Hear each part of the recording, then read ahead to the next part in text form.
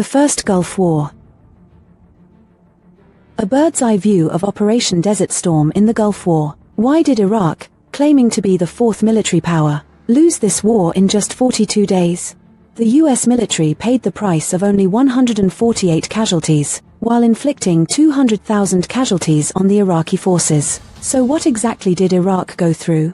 August 2, 1990. Iraq began sending troops to invade Kuwait. The reason for the invasion was simple. Saddam owed Kuwait $12 billion, and didn't want to pay it back. He also accused Kuwait of stealing oil from Iraqi territory. At 1:20 a.m., Saddam deployed 100,000 troops. It took only 12 hours to conquer the entire territory of Kuwait, and he boasted that he would be invincible across the Middle East. At this moment, US President George H.W. Bush suddenly stepped forward. He could no longer tolerate Saddam, this big bully, so he called on 35 countries to form the anti-Iraq coalition. They gathered a total force of 800,000 troops and declared war on Iraq. 2 days before the war broke out, the United States deployed thousands of new fighter jets and 6 aircraft carrier battle groups, prepared to deliver a devastating attack on Iraq. At this time, Saddam was not only unpanicked, but he was also unusually excited.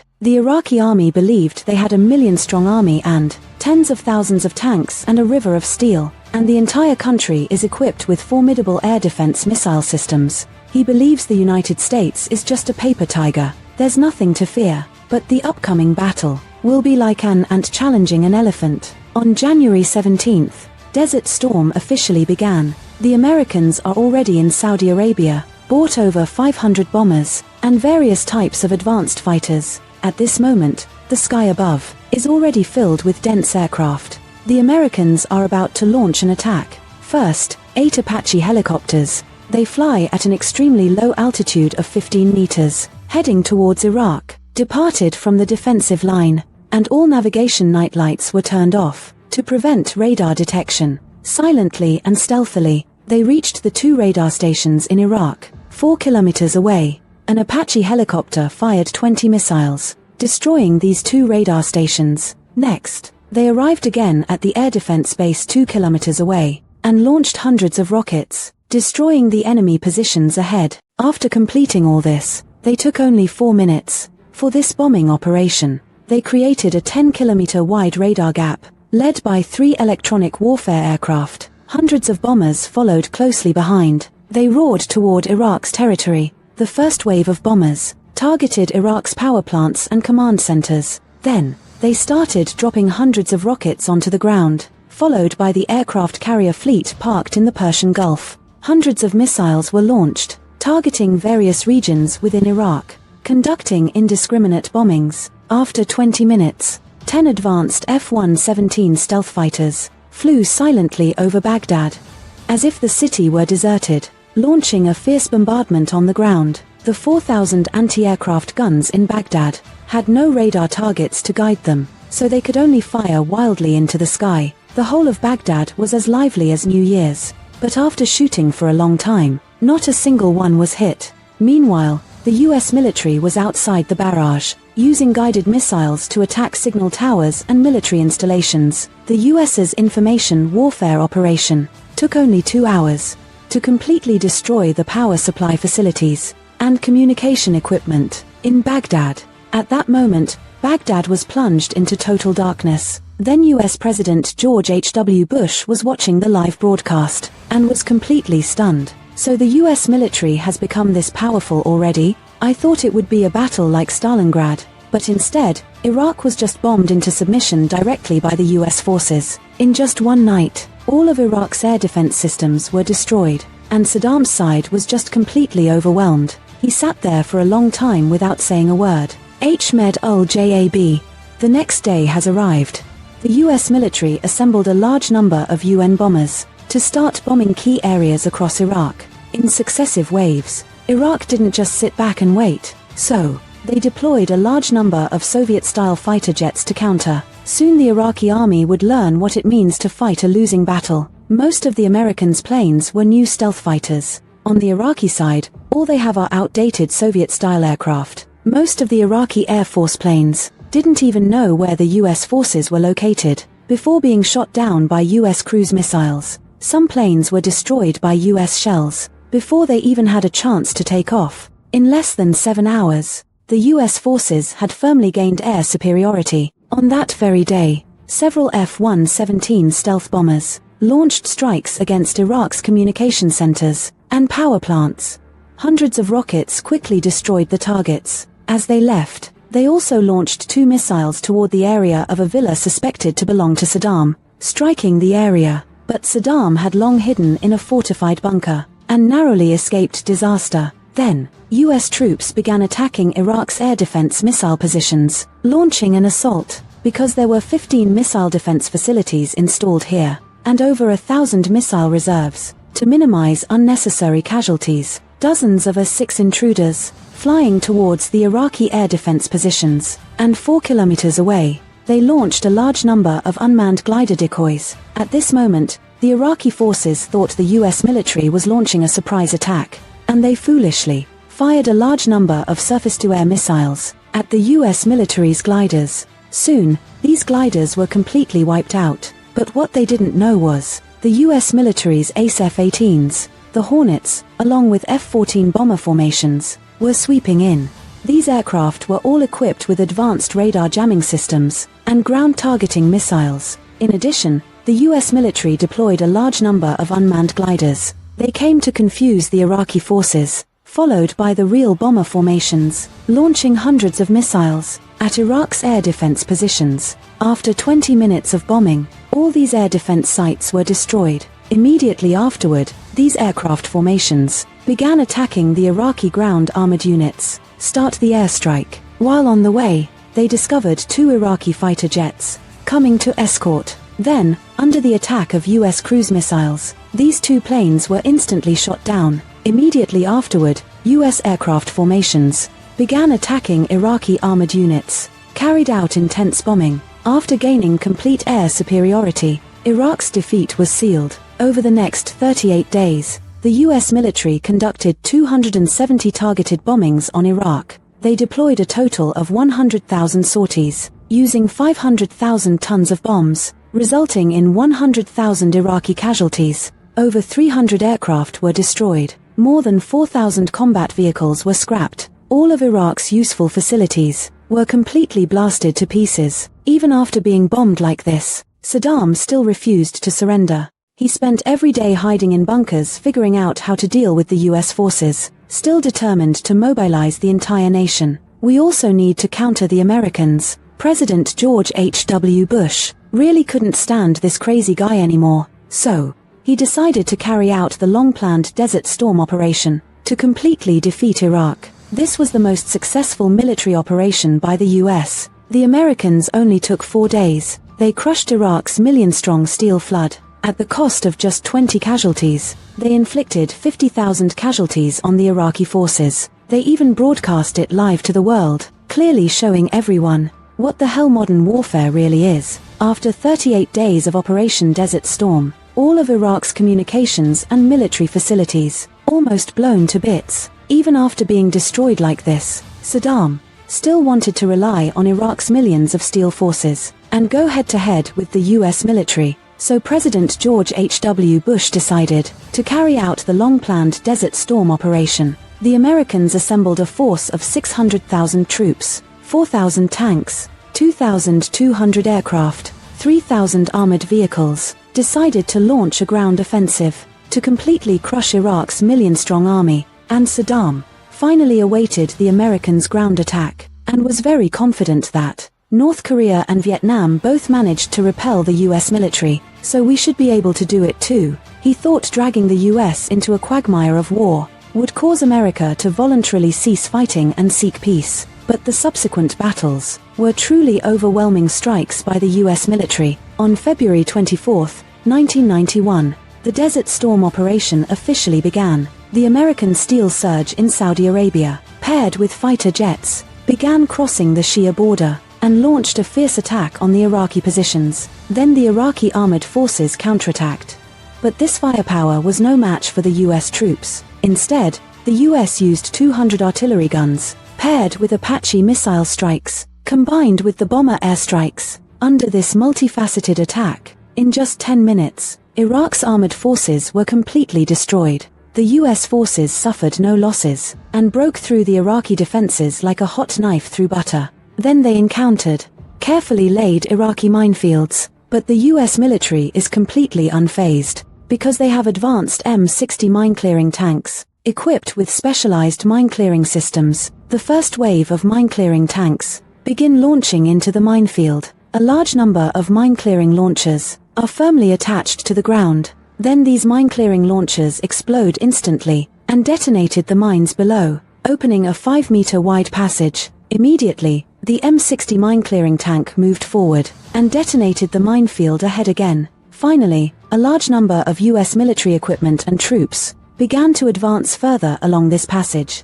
1 hour later, they encountered again another defensive position in Iraq, so they decided to implement a multifaceted attack plan again, starting with Apache attack helicopters firing missiles, paired with armored unit artillery. Finally, the F-114 fighters conducted bombing runs. Under the overwhelming firepower of the US military, Iraqi defenses were destroyed in an instant. In the central war zone, the United States deployed 120 Apache attack helicopters, equipped with advanced radar jamming systems. Flying at an altitude of 15 meters, they began silently destroying multiple Iraqi radar stations. At this moment, 2 Apache helicopters are attacking Iraqi positions. A large number of Apache helicopters and bombers have arrived in the target area. They have brought a large amount of rocket artillery and launched a fierce assault on the Iraqi positions. Then the US F-11 bombers flew over the positions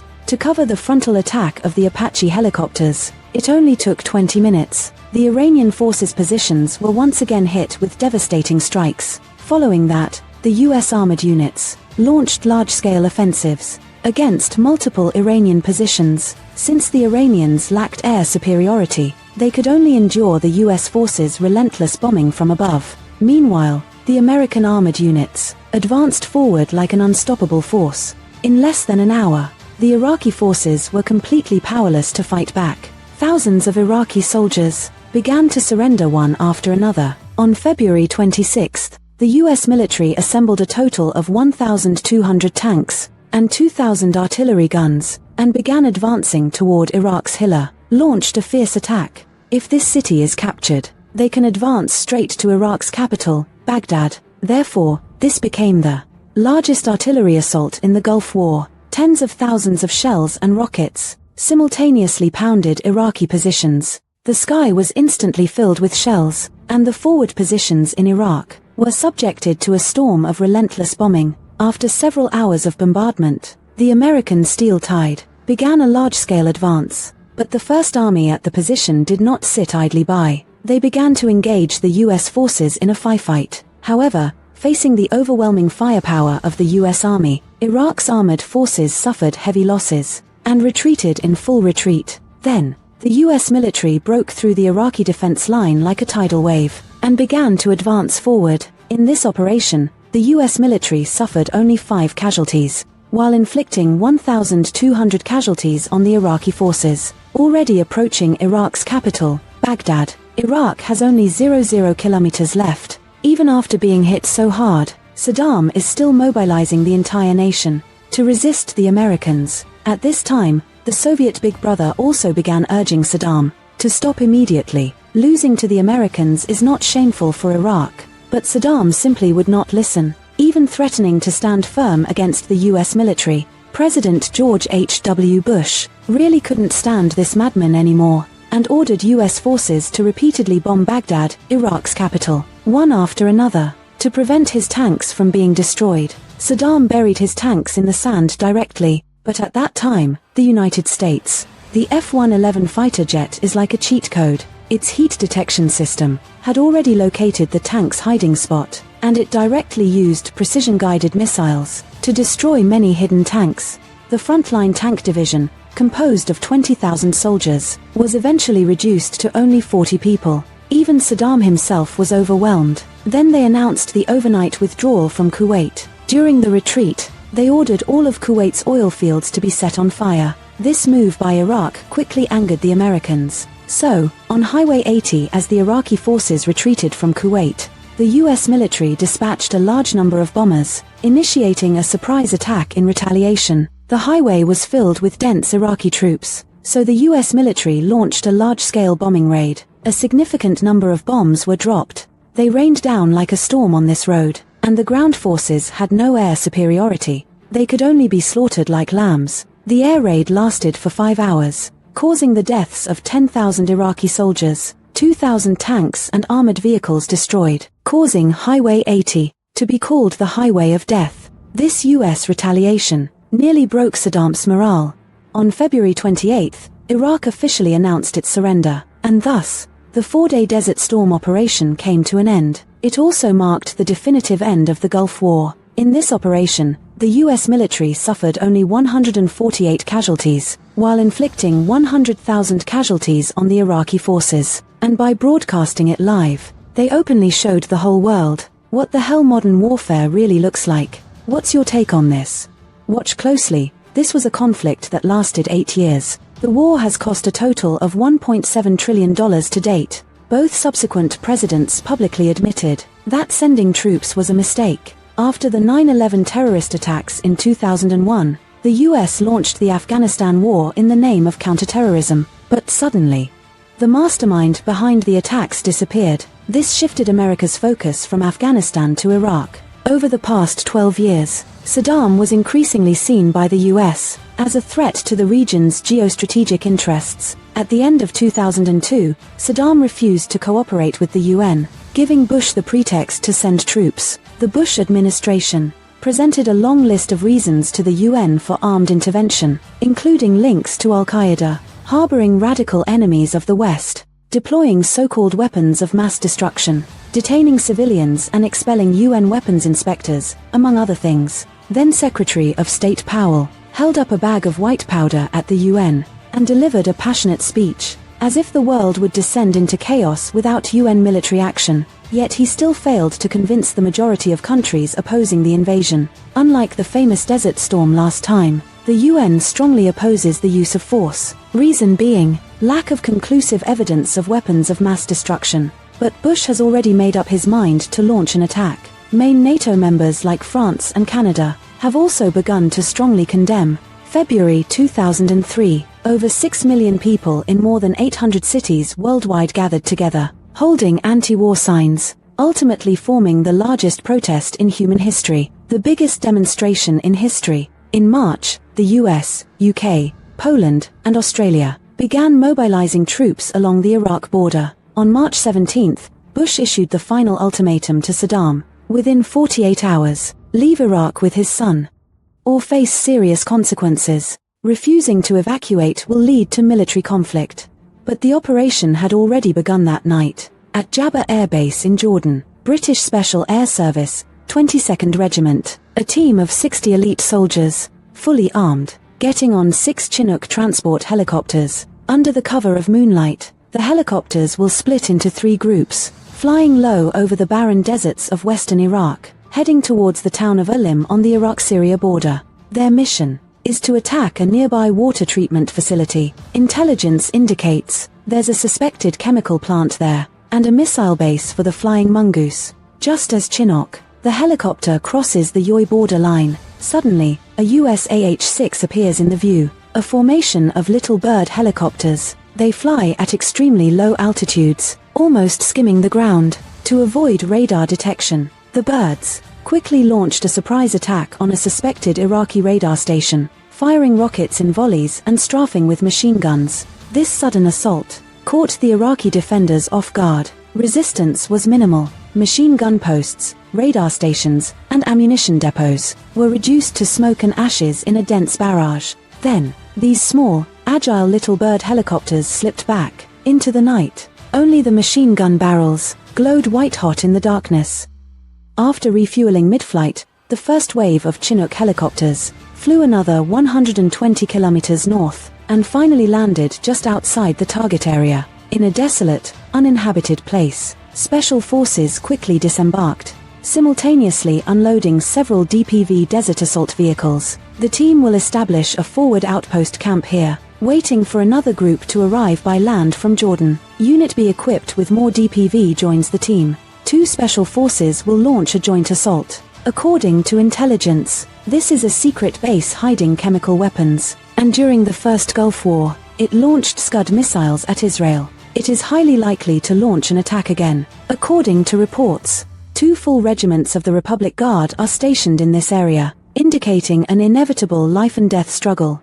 While soldiers in Squad D are busy digging in the desert, 2 headlights suddenly come rushing from the darkness afar. They immediately raise their guns, but the car quickly passes by from the side, completely unaware. The special forces breathed a sigh of relief. They took the chance to catch some sleep. They planned to conduct reconnaissance the next day, while waiting for the arrival of B Company, with 1 day left before Bush's final deadline. All Special Forces teams and Intelligence Unit KUWAI had already begun to infiltrate, crossing the Iraqi border, carrying out assassinations, sabotage, and bribery, followed by waiting for airstrikes to begin, at which point, the air units will designate targets to direct fire. Night in the desert, silent and still, just past midnight on March 19th. The squadron drives secretly all day, cross the final sand dune to rendezvous with Unit D. 2 Special Forces teams are lying low behind the dunes. They are beginning reconnaissance around the factory's defensive structures. An assault vehicle equipped with rockets, and a sniper team, are providing support. Learn, as they approach the factory walls, a shout pierced the silence of the night. An Iraqi sentry spotted them. The Republican Guard immediately opened fire wildly. A sniper aimed his .50 caliber Barrett rifle at the target. Just as he fired, a machine gun bullet struck the barrel. They blew up the sniper.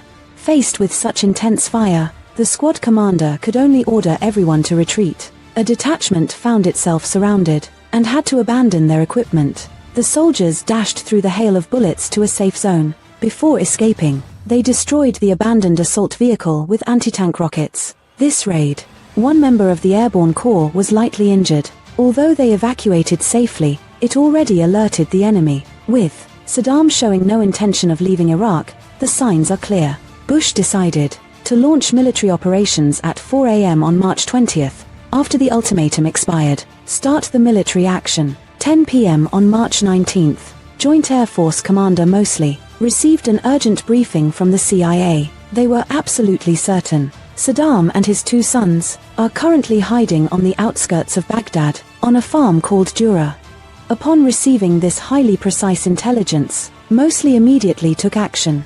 Before officially receiving the final attack order from the President and General Franks, he had already begun preparations for an airstrike on the Dura farm. Draft the plan. Meanwhile, starting from 9 p.m. on March 19th, the 160th Special Operations Aviation Squadron, called the Night Stalkers, commenced early operations against Iraq, Saudi Arabia, and Jordan, bordering Kuwait. Over 70 radar stations and outposts along the border launched a clearing strike. The regiment split into teams, each consisting of 2 AH-6, 1 MH-6 equipped with a thermal imager, and 1 MH-60 outfitted with an infrared detector. The helicopters formed the teams. Additionally, there were 2 A-10 Warthog close air support aircraft, used to destroy targets that helicopters' weapons cannot penetrate. Within 7 hours, the regiment system destroyed Iraqi border facilities, cleared the roads. The Iraqi forces offered limited resistance. No U.S. aircraft were shot down. Subsequently, special forces from the UK and Australia began operations from Jordan, Saudi Arabia and Kuwait infiltrate. These elite units ride vehicles deep into the interior, to seize airports and other high-value strategic targets. Meanwhile, 2 F-117 Night Hawk stealth fighters from the 8th Fighter Squadron are ready for action, ready to go. Taking off at 3:30 a.m. on March 20th, launching an attack on Julan Farm, to provide maximum support. The Constellation aircraft carrier will deploy 3 EA-6B electronic warfare aircraft, to jam the enemy radar, simultaneously dispatching 2 F-16C fighters, provide aerial cover for the Night Hawk crew, destroy any incoming surface-to-air missiles. Meanwhile, the U.S. combat group in the Persian Gulf, and a submarine in the Red Sea, launched about 40 Tomahawk cruise missiles, 52 Harpoon anti-ship missiles launched from the fortress. Air-to-ground missiles. It will arrive over the target at the same time. During the past year's Southern Watch operation, the coalition gradually weakened the Iraqi Air Force and its air defenses. However, the air defense network around Baghdad was not damaged. 47. Many Air Force officers still remember Q-474, the dense surface-to-air missile defenses here during the Gulf War. The pilots were told they had to complete the mission before 5:30 a.m. Otherwise, the plane would be exposed to the rising sun. At 5:30 a.m., two night owls quietly approached. Over Baghdad, the anti-aircraft fire that worried the pilots did not appear. 117 was not detected by the radar. The stealth fighter quickly locked onto the target area. 4 2,000-pound EGBU earth-penetrating bombs were launched. These were the most advanced satellite-guided bombs at the time, designed specifically for such missions. After a series of explosions, 117 turned around and sped towards the Persian Gulf to retreat. Iraqi anti-aircraft guns crazily swept the sky. Without any hits, the Nighthawk easily disengaged. Upon learning the missile had precisely struck the target, Coalition Air Force Commander Mosley was ecstatic. Minutes later, the first wave of Tomahawk cruise missiles and air-launched missiles from B-52s arrived to carry out intermittent bombing on the Dura farm. The stealth fighter safely landed at Al-Arad Air Base. Ground crew cheers for the crew members, thinking they had already won before the official start of the battle. However, soon after, the celebration proved to be premature. Later that day, Saddam appeared on national TV unharmed. The Duran farm has been abandoned since 1995. This assassination attempt ultimately failed, also caused injuries to over a dozen civilians, and 1 death. This preemptive strike by the coalition sparked an Iraqi counterattack. Saddam understood that invasion was just around the corner. SS Constellar TIO, 1 p.m. on March 20th. The Iraqi army launched a cruise missile at a Marine Corps base in Kuwait. It was an Al-Hussein cruise missile. Although the Patriot interception system was deployed around the base, the low-flying missile was not detected.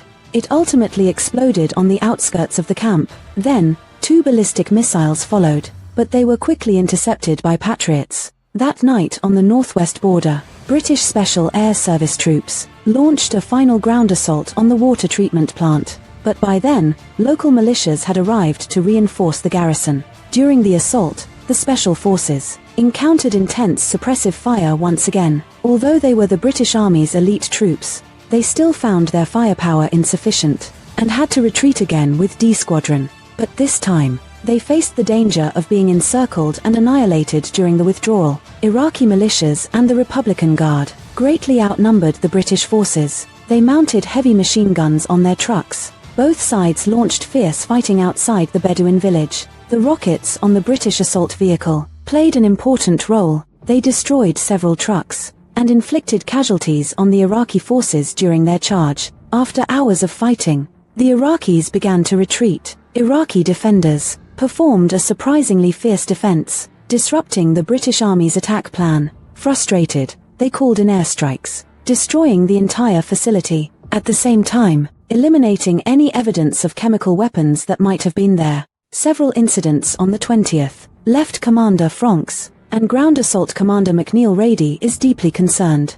Kuwait. The wary Iraqi forces are very likely to implement a scorched earth policy, destroying domestic infrastructure to halt the invasion. Therefore, it was decided to move the land invasion date from the originally scheduled early morning of March 22nd to the evening of March 20th. Unlike the Desert Storm operation over 10 years ago, this ground advance will fire the first shot before the large-scale airstrikes begin. The main forces involved in the operation will cross the border from within Kuwait into Iraq, because Turkey and Saudi Arabia both refused to allow coalition ground forces to use their countries as assembly points. At this time, Saddam still firmly believed that the US military, beyond limited strikes, was incapable of launching a large-scale military operation. He deeply analyzed America's past failures, like during the Somali Civil War, the notorious Black Hawk Down incident. He also carefully studied the Vietnam War, hoping to emulate North Vietnam's path to success,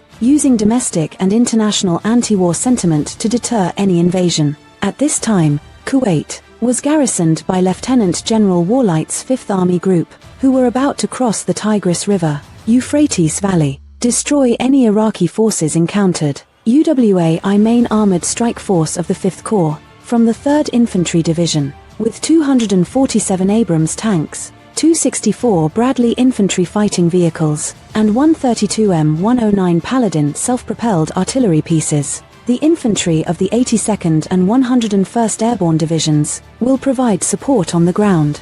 The 101st Airborne Division will also provide the main aviation force, including 151 Apaches, 52 Chinooks, 62 Chinooks, and 178 Black Hawk helicopters, directly supplying air firepower for the advance of the 5th Army Group.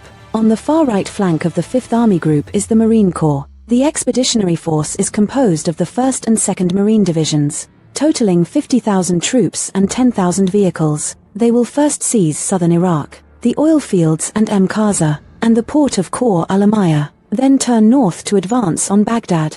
The 1st Marine Division, commanded by Major General Mattis, is equipped with 120 Abrams tanks. The goal of the British 1st Armoured Division was to divide and encircle the most critical city in southern Iraq, Basra. They are equipped with 66 Challenger 2 main battle tanks, 236 Warrior infantry fighting vehicles, 66 Stormer light tanks, and 36 AS-90 self-propelled howitzers. In addition, besides the units that have already advanced into Iraqi territory, they are conducting reconnaissance patrols. Coalition Special Forces will also launch an amphibious assault on the Al-Arak Peninsula and nearby offshore oil platforms. They aim to seize key oil assets in southern Iraq. 250 U.S. Navy SEALs, a battalion of British Royal Marines, and 126 Polish Special Forces have been assigned the mission. We must ensure the security of Iraq's oil infrastructure. In northern Iraq, Special Forces have been steadily infiltrating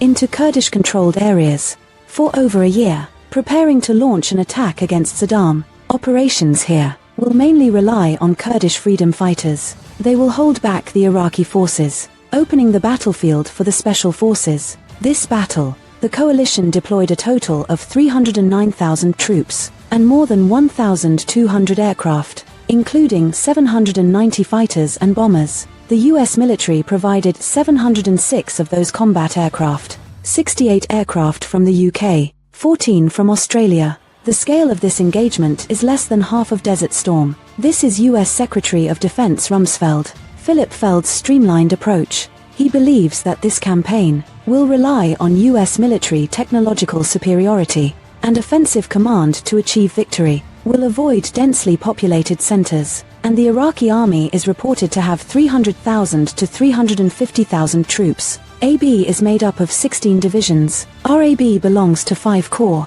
but in reality, 2/3 are untested recruits. The veterans are mostly equipped with outdated Soviet gear. RAR has only 6 divisions. Kuwait, the 70,000-strong Republican Guard, has the best equipment. AR is Saddam's elite force. Kuwait. The Iraqi army also has 2,000 tanks. Kuwait. R3 700 armored personnel carriers. KCWAI. But these are more like paper figures. Kovai. Their combat effectiveness is far less than in 1991. Kuwait. On the evening of March 20, 2003, at 9 p.m., the ground invasion officially begins. The 155mm artillery of the 15th Field Artillery Battalion, 3rd Infantry Division, fires a fierce barrage, launching a powerful artillery attack. 20 minutes later, 2 infantry battalions start crossing the border. 2 Iraqi outposts are quickly reduced to ruins under tank fire. Meanwhile, the spearhead of the 1st Marine Division, 374 officers and soldiers from the 1st Reconnaissance Battalion, rode in 70 Hums, crossing the border and entering Iraq, to be continued. End of part. Pay attention to the 1,700 sorties of fighter jets, combined with the precise coordination of 504 missiles. How was it possible within 3 hours to completely obliterate a country's air defense system? March 2003. The Iraq War had already begun. At 1 p.m. on March 21, 14 B-52 strategic bombers took off from Fairford Air Base in the UK, heading towards their target, Baghdad. Additionally, 4 B-2 Spirit stealth bombers and 14 B-52s, then took off over the Indian Ocean, from the British Diego Garcia base. At the same time, on the USS Constellation aircraft carrier, 20 FA-18 Hornets participating in the first wave of airstrikes on Baghdad, took off, climbing to an altitude of 5,500 meters, heading north over Saudi Arabia to rendezvous with refueling tankers. In addition, various models of bombers, decoy planes, refueling aircraft, and electronic warfare planes, reconnaissance planes, and drones, also took off from bases across the Middle East, and from 5 aircraft carriers in the Persian Gulf. The initial air operation will launch 1,700 sorties, about 60 times that of the first day of Desert Storm in 1991. The first wave of aircraft will take off at 9 p.m. that night, launching a coordinated strike on Baghdad. Then the airborne troops will cover the entire territory of Iraq, striking Iraqi military positions, air defense sites and other military infrastructure. As for the ground assault, due to fears that Saddam would launch a scorched earth defense, it began 1 day earlier. This caught the Iraqi army by surprise. The Southern Focus operation carried out since 2002. The UK and US Air Forces in Iraq, within the no-fly zone south of 33 degrees north latitude, continually bombing the region's air defenses. From March to December 2002, the number of bombs dropped by them in this area increased by 300. These bombing missions became so routine and frequent that the British pilots jokingly called it entertainment bombing. However, apart from the south and north, besides the areas covered by the no-fly zones, there are still many air defense facilities. This will become the main battlefield for air combat. This area has more than 200 air defense systems in stock, including Soviet-made SA-2, SA-3, and SA-6, French-made Roland systems, and even a set from 1991, captured during the Iraqi invasion of Kuwait. The American-made Hawk system, destroying these air defense forces, will become the primary objective of the Coalition Air Force Command Center located in Saudi Arabia, and on the U.S. aircraft carrier in the Persian Gulf. Air traffic controllers are closely monitoring the movements of the strike group to avoid collisions and friendly fire. They have mapped out 3-dimensional flight paths in the sky. Additionally, incoming aircraft fly on the right side, and departing aircraft on the left. This is the code pilots follow when entering enemy territory, to ensure safety. Unlike Desert Storm in 1991, this operation gives the Air Force a significant tactical advantage. Drones. 4 years, the UK and US have built up their drone reconnaissance fleets, allowing them to gather battlefield intelligence without risking pilots' lives. This will undoubtedly increase the accuracy and efficiency of airstrikes. Even a year ago, the US Air Force used the Predator drone to shoot down an Iraqi MiG-25. This incident caused the Iraqi High Command to halt air patrols. The entire air deployment plan was tightened. The Predator drone will be the first to reach the skies over Baghdad, circling to monitor enemy air defense forces. Before 9 p.m., near the Iran border, a Navy C-130 dropped 3 Firefly drones, then turned back, while the drones continued on their scheduled course, flying toward Baghdad. These drones will serve as decoys to divert the attention of Iraqi air defense forces. Meanwhile, from the UK and Diego Garcia base, the B-52 fleet took off. After reaching the attack positions, they will separately launch 100 AGM-86C cruise missiles from northwest and southeast Iraq. This will be a historic event.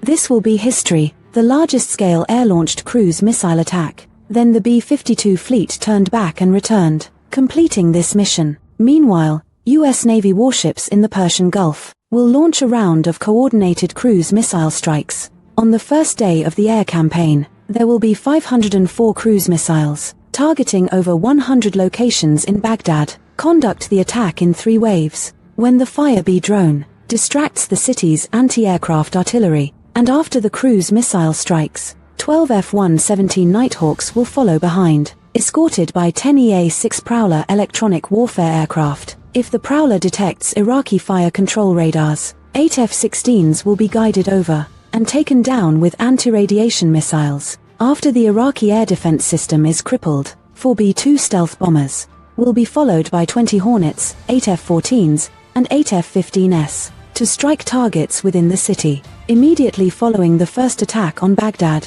Additionally, hundreds of fighter jets will attack military facilities across Iraq. In Iraq, meanwhile, the BIB cavalry will serve as rear guards, patrolling Iraqi airspace. They are on standby, while the British Storm Shadow jets and other BI units will eliminate remnants of the Iraqi Air Force and missile units. Earlier, the deployed Fire B drones have reached the skies over Baghdad and have achieved the expected effect. The Iraqi forces activated their radar system and locked onto the drones. Anti-aircraft fire frantically shot into the night sky. As the Fire Bs entered the city limits, they released a large amount of metallic chaff, further disrupting the Iraqi radar. At exactly 9 p.m. local time, the first batch of air-to-ground and cruise missiles screamed into Baghdad. Iraqi air defense forces fired back with all their weapons. Just like in 1991, news agencies were already prepared to broadcast the opening of this air battle live to the world.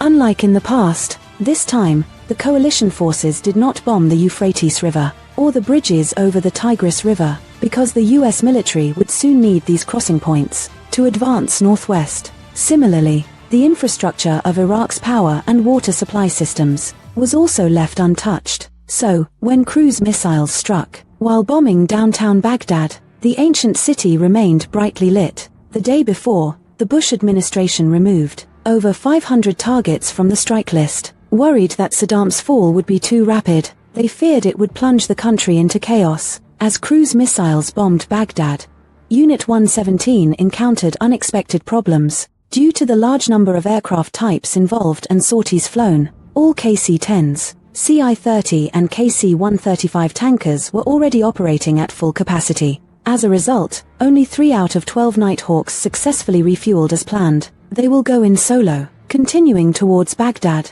As this ancient city comes into view, 3 Nighthawks split up for different approaches, launching surprise attacks from different directions to disperse the air defenses. Pilot McKen, Anna and Bushack will each search for targets. Anna is approaching from the northeast, spotting the first target, Baghdad, north of a communication array of the Iraqi army. At 9:17 p.m., he dropped a bomb on the facility. Direct hit with an explosion. Then the F-117 continued flying south, entering the city covered in smoke from cruise missile strikes, dropped a surface-breaking bomb on a 4-way intersection, targeting what is rumored to be military tunnels underneath. It is said that there are military tunnels beneath. Finally, the Nighthawk should avoid inaccurate anti-aircraft fire and scatter southward. At the same time, Matt Corse also found his target, the huge dome building of the Baath Party National Headquarters. He dropped a 2,000-pound bomb, which pierced the building and exploded. The dome collapses. Then McCoy continues flying north, once again bombing Anna, the communication arrays previously attacked, then turning back to base. Finally, Bucake, also dropping bombs on 2 other planned targets in downtown Baghdad. After dropping 2 bombs on each, turn south and return. Just as the F-117's front wheels lifted off, 2 B-2 stealth bombers had arrived on site. The B-2s quickly got to work.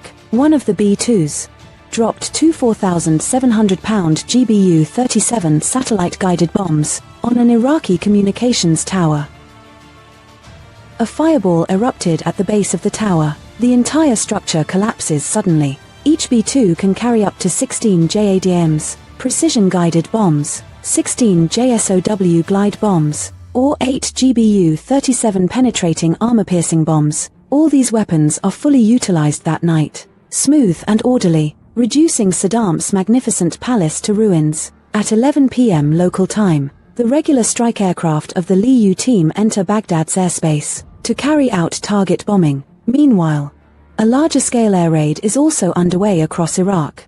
As the Iraqi command system is isolated and thrown into chaos, I-6CJ Wild Touch Mouse fighter jets are tasked with suppressing enemy air defenses. This mission is also known as the Field Mouse mission. It is one of the greatest challenges pilots face. The straight-flying aircraft must coordinate closely with the strike aircraft, constantly monitoring and targeting all enemy radars still in operation. This high-intensity flying patrol can last from 6 to 12 hours, may require up to 10 air refuelings. The U.S. Air Force used the most modern wild touch tactics in this operation. along with the AGM-88 high-speed anti-radiation missile. Once enemy radar signals are detected, this missile can quickly lock onto the radar emissions themselves. Since Iraqi radar sites were over Baghdad, they continuously illuminated US aircraft, so its position was completely exposed to the Fi-6CG. After the last radar base went silent, Fox led 4 Hornets toward the surface-to-surface missile site south of Baghdad. As they approached the target, he looked down from the cockpit. The ancient city remains brightly lit in the sky. Anti-aircraft missiles and tracers draw dazzling arcs in the night sky. Each Hornet in formation carries 3 AGM-154 joint standoff weapons, making them excellent for destroying missile sites. When 4 Super Hornets enter missile effective range, each AGM-154 emits a loud bang from under the fuselage. It pops out of the rack, guided precisely with GPS to track the target. 1 minute of meat, 12 bombs explode sequentially. The missile battery is instantly shattered. The B formation makes a sharp turn to the right, breaking away from the scene. At this moment, Fox sees strange flickering lights below. It seemed like someone was taking photos of his plane. Soon he realized that it was hundreds of Iraqi soldiers, firing at him with AK rifles. The Iraqi army's counterattack was quite spectacular, but ultimately in vain. Facing the steel flood from the sky, they were like fighting a typhoon with sticks, completely defenseless. At this moment, Fox clearly realized the air power advantage was a foregone conclusion. During the flight back to base, Fox couldn't help but recall the famous Wild Touch mission in history. During World War II, fighters on the aircraft carrier, it was once used to eliminate enemy air defense facilities, clearing the way for bombers. Time has passed. This name and mission shine on the historical stage once again. To be continued.